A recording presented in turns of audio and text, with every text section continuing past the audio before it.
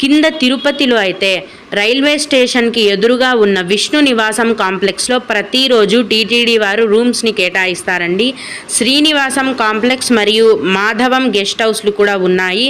కానీ ఆ గెస్ట్ హౌస్లలో ఆన్లైన్లో రూమ్స్ బుక్ చేసుకున్న వారికి మాత్రమే రూమ్స్ని కేటాయిస్తారు. విష్ణు నివాసం కాంప్లెక్స్లో అయితే డైరెక్ట్గా ప్రతిరోజు రూమ్స్ అనేవి భక్తులకు కేటాయిస్తుంటారు.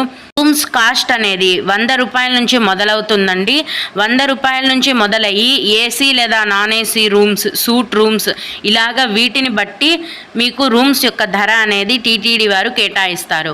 విష్ణు నివాసం కాంప్లెక్స్లో ప్రతిరోజు ఉదయం 4 గంటల నుంచి రూమ్స్ని కేటాయించడం మొదలు పెడతారండి. భక్తుల యొక్క రద్దీని బట్టి రూమ్స్ అనేవి ఫుల్ అయిపోవటం జరుగుతుంది.